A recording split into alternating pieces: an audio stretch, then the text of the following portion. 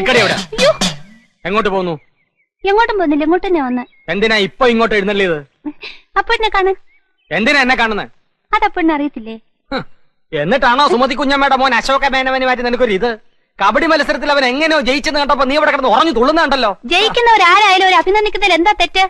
അന്യനൊന്നും അല്ലല്ലോ, അതും എന്റെ അമ്മായിയുടെ മോൻ തന്നെയല്ലേ. അത്രയ്ക്കും ഇഷ്ടമാണെങ്കിൽ നിനക്ക് അവനെ തന്നെ കെട്ടിയാ പോരെ? ഇഷ്ടമുള്ളവരൊക്കെ എല്ലാരും കെട്ടല്ലേ? നിങ്ങൾ നേരെ നോക്കിയാ കീരിയും പമ്പും പോലാണല്ലോ. നീ എന്തിനാ രമേന്തി അവനെ ദേഷ്യം പിടിപ്പിക്കുന്നേ? നോക്കുമ്പോഴും ദേഷ്യപ്പെടുമ്പോഴും അപ്പൂട്ടന്റെ മുഖം കാണാൻ നല്ല ചേല അമ്മായി. അശോകന്റെ തോറ്റ മോത്തിന്റെ ശൈലി നീ കണ്ടിട്ടുണ്ടോ? അതിന് അപ്പൂട്ടന്റെ ഒരു അവസരം തരുന്നില്ലല്ലോ. എന്നാ കാവിലെ പാട്ട് മത്സരത്തിന് നീ വാ, അവന്റെ തോറ്റ മോന്തയുടെ ക്ലോസപ്പ് കാണാം. ചുമ്മാ തങ്ങിയെന്ന് തോറ്റാ പോരെ, അതിന് ഈ വീരവാദം വേണോ? ചുമ്മാ തങ്ങിയെന്ന് തോറ്റാ പോരേന്ന്.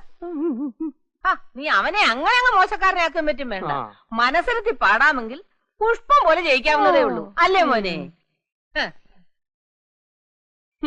അപ്പോട്ടാ, അപ്പോട്ടിനോട് സ്നേഹം ഉള്ളോണ്ട് പറയാ, കാവിലെ മത്സരത്തിലെങ്കിലും അശോകേട്ടനെ തോപ്പിച്ചോണം. അതിലും തോറ്റിട്ട് അടുത്ത മത്സരത്തിൽ എടുത്തോളാന്ന് പറയാൻ ഈ വർഷം വേറെ മത്സരങ്ങളൊന്നും ഇല്ല. അടുത്ത വർഷം ഉണ്ടല്ലോ. ഈ വർഷത്തോടെ മത്സരങ്ങളൊക്കെ നിർത്തണമെന്നാ കരക്കാർ തീരുമാനിച്ചിരിക്കുന്നത്.